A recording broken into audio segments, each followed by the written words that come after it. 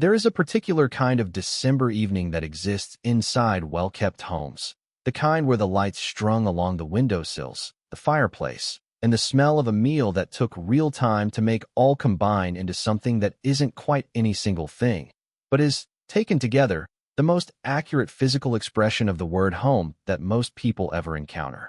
It was into an evening exactly like that one, into a dining room where three place settings were laid, candles were lit, and a meal had been cooking for the better part of 2 hours, that a man named Daniel Mercer heard something from a woman named Claudia Ashworth that neither of them had quite been prepared for, something the 8-year-old girl between them had apparently been building toward for a considerable amount of time. The question came from Nora. Nora Mercer was 8 years old, with her father's dark hair and the thoughtful gravity of a child who watches adults carefully, files away what she notices, and tends to produce, at unexpected moments, observations that reveal she's been paying far more attention than the adults assumed. She'd been sitting at the dining table in the shape their evenings had taken over the past several months. Daniel standing, about to serve the meal, Claudia across from Nora with her wine glass and the slightly careful quality she always carried in this house, as though she were still deciding how much of herself to put down and how much to keep ready to pick back up. Nora looked at Claudia, then at her father, then back at Claudia. "Why do you always leave before we eat?" It was true. Claudia Ashworth had been in this house, in various configurations of occasion, 11 times in the preceding 4 months. She was a colleague of Daniel's, or rather, he was a contractor to her firm, Ashworth Strategic Partners, where he ran the data infrastructure projects that kept the company's systems running. It was a role that had placed them in professional proximity for nearly a year and had, over the past several months, evolved into something that occupied a more complicated space than professional proximity, though it hadn't yet been named as anything more specific. She had come for meetings that ran long into evenings.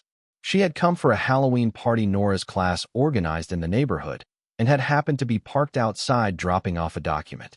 She had come twice deliberately, with intention, and had found reasons to leave before the dinner Daniel always began preparing around 6:30. The particular domesticity of it apparently producing in her a kind of gentle, reliable panic. She hadn't fully admitted this to herself. She'd told herself she had other things to do, other places to be. The plausible excuses available to a person who has learned that the most honest reasons are sometimes the least accessible ones. Nora had apparently been tracking the pattern for some time without mentioning it. Claudia Ashworth was 43. She had built Ashworth Strategic Partners from a consulting boutique into a mid-sized firm with 27 employees and a client list reflecting 15 years of careful, sustained work. She was known in her professional community for being direct, perceptive, and exceptionally good at identifying the thing a room was not quite saying. She was less good at doing this for herself. She had been married once, briefly, in her early 30s, to a man whose ambition and hers had eventually discovered they occupied the same space and could not both fit in it. She'd come out of that marriage with a cleaner professional focus and a complicated relationship with the concept of staying somewhere, of choosing a table and sitting at it, and being present for the whole evening rather than managing her exit from the beginning. She hadn't thought about this particularly until an 8-year-old asked the question. A silence settled around the table. Not an uncomfortable one, exactly, but a very full one, the kind that holds several things at once.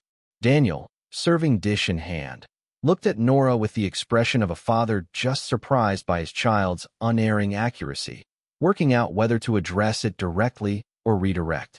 Nora looked at Claudia with the patient, open expectation of someone who has asked a genuine question and is simply waiting for a genuine answer. Claudia looked at the question. "I have things to do in the evenings," she said. The answer she reached for first, and one she heard, even as she said it, with the sudden clarity of someone realizing they've given an answer that isn't quite an answer. Nora tilted her head. "But you're here at dinner time. You're already here. What things do you have to do that you can't do after dinner?" "Nora," Daniel said quietly. "I'm not trying to be rude," Nora said, and she wasn't. She was genuinely puzzled, with the pure, non-aggressive puzzlement of a child encountering adult behavior that doesn't make sense. "I just want to know. Because Dad always sets the table for 3 even though you always leave. And I think he does that because he hopes you'll stay. And I think it makes him sad when you don't. And I don't understand why you don't just stay." Daniel set the serving dish down. He didn't look at Claudia. He looked at Nora with the expression of a parent who loves his child completely and is currently experiencing that love as a warm, specific, slightly uncomfortable thing. "Nora, sweetheart, is it true?" Claudia said. Daniel looked at her. "About the three-place settings," she said, her voice careful, the way it got when she was thinking about something with more than half of herself. "Is that true?" A pause. "Yes," he said. "It's true." Claudia looked at the table, the 3 plates, the candles, the wine glasses, the meal clearly made with the kind of effort that suggests someone was hoping for company the whole time. She looked at Nora, still watching her with that patient, open expectation. "Can I tell you something?" Claudia said. "Yes," Nora said. "I'm not very good at staying," Claudia said. "It's something I'm working on. I've spent a lot of years being very good at leaving. Leaving at the right time, before things got complicated, before I was somewhere I wasn't certain I was supposed to be. I got so good at it that I started leaving before I even knew whether I was supposed to." Nora looked at her. "Why would you leave somewhere you're supposed to be?" "Because sometimes it's easier," Claudia said, "to leave before you're certain, so that if it turns out you weren't supposed to be there, you left on your own terms." "But what if you were supposed to be there?" Nora said. "Then you left for nothing." Claudia looked at this 8-year-old who had just articulated, in 2 sentences, the central problem of the past decade of her emotional life, in the plain language children use when they haven't yet learned to cushion hard truths in social grace. "Yes," Claudia said. "Then you left for nothing. So you should just stay," Nora said. "Until you know." "I think that's right," Claudia said.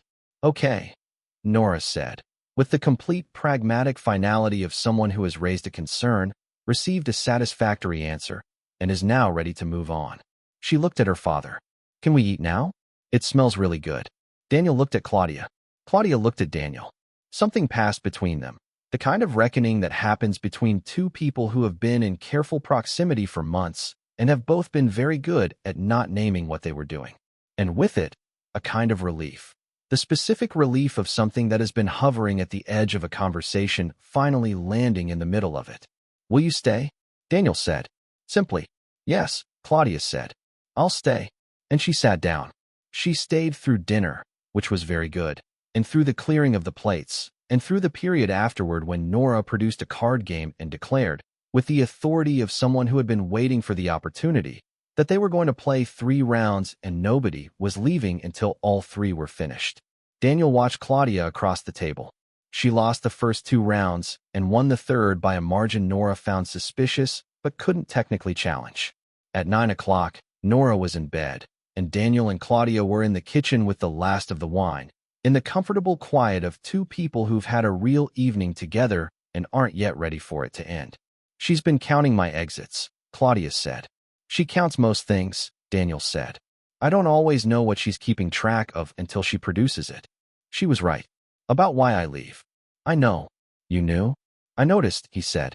"I didn't want to push. I figured you'd stay when you were ready to stay. And you just kept setting 3 plates. It seemed like the right thing to do," he said. "In case." Claudia looked around the kitchen, the ordinary, lived-in kitchen of a person raising a child on his own, the drawings on the refrigerator, the crayon marks on the chair legs, the particular warmth of a space organized around the needs of another person for years. "I'm not very good at this," she said. "You stayed for dinner," he said, "and a card game. And you're still here. That's a low bar." "It's the right bar," he said. "For tonight." She looked at him. "Ask me again." "About dinner?" "About staying." He looked at her steadily, the way he looked at most things, with the unhurried, patient quality of someone who has been doing things alone long enough to know that patience isn't the same as passivity. "Will you stay?" "Yes," she said. "I'll stay." She didn't stay that night, practically speaking. She had her car and her apartment, and the ordinary logistics of a life that hadn't yet been rearranged to accommodate a different version of itself. But she came back the following week, and the week after that. She stayed for dinner both times, and for the card game the second week, and sat in the kitchen afterward without needing to manage her exit, which was a smaller thing than it sounds, except that it wasn't. Nora, for her part, received these developments with the same pragmatic satisfaction she'd applied to most things since the age of 3, as the natural, obvious outcome of a situation that had, in her assessment, been fairly straightforward from the beginning. I knew she'd stay, she told her father on a Saturday morning in January, without preamble. Did you? Daniel said. She just needed to know it was okay. She didn't know it was okay? What made her not know it? He considered his own question. Nora considered it with the serious focus she brought to things she found genuinely interesting. I think something happened before, she said. That made her think leaving was safer. But it wasn't. It was just easier. Those aren't the same. Daniel looked at his daughter. No, he said. They're not. I told her that, Nora said. I think it helped. I think it did. Nora picked up her cereal spoon. You're welcome. Perhaps that's the gentle truth tucked inside a December dinner like this one. That the bravest thing is sometimes simply to stay. Not to manage an exit. Not to leave before certainty arrives. But to sit at the table that was set for you. Let the evening be what it is, and trust that whatever comes next is worth finding out. Sometimes it takes a child's unfiltered question to name the thing two careful adults have been circling for months. And sometimes the most important answer isn't an explanation or a justification, but a simpler thing entirely. Yes, I'll stay.